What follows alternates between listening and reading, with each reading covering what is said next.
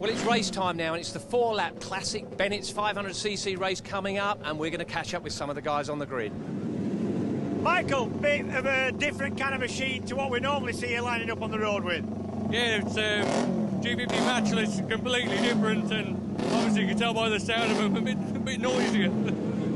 Third time lucky this year, hopefully. Last 2 years we've broken down through no fault of anybody's, but this year hopefully we can at least get a lap in. As you know, the conditions are good now. Feeling a bit nervous. John McGuinness led off the line on the number 1 Winfield Patton, and it sounded superb. Michael Dunlop sets off on the Molnar Norton. Michael Rutter on board with him at Greyhill. Lee Johnson nearly missed the start. They had problems there, but he got away on this lovely MV Augusta. Number 3, Michael Dunlop over Ballaugh Bridge and heads off. There's number 11, Ian Locker, near Ballacrane on the Flitwick Pattern. On board with Ryan Farquhar, who was leading at the time. Unfortunately, John McGuinness went out at Parliament Square, and others that packed up were Farquhar, Rutter and William Dunlop. Over the line goes Lee Johnson, number 13, on lap 2. Into the pits, Ian Locker, number 11. He was contesting the lead, but at the pit stop at the end of lap 1, he incurred a 30-second speeding penalty, which ultimately cost him the race.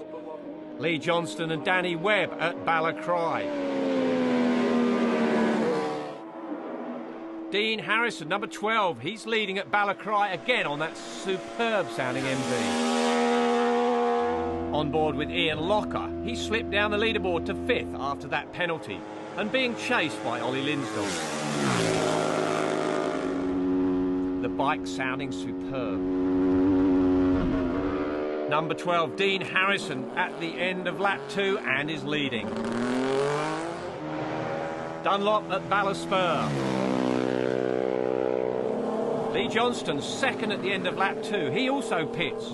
Seems to be gaining on Dean Harrison a little. Ian Locker at Ballasspur. Now he's climbed up to 4th. Dean Harrison, lap 3. His lead was down to 3.29 seconds from Dunlop.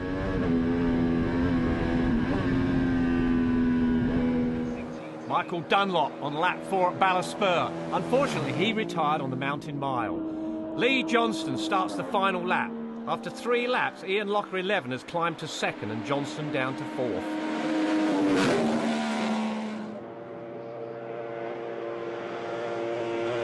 Ian Locker at Sulby Straight on the final lap.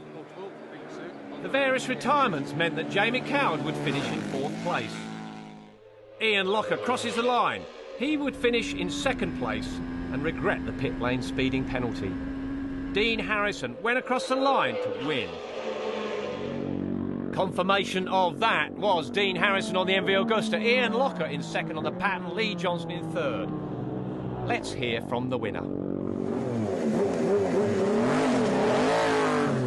Dean, fantastic win. Did you actually know what was going on behind you? I had a vague idea when I came into the pits, what whereabouts were, but I didn't really pay a massive amount of attention to anybody else's pit boards. So I didn't see many pit boards around the track. It's not quite it's quite serious as TT, so you don't see as many dotted about, so I can't really look at anybody else's, so just rid my own race and just rode around as best as I could, really, that was it.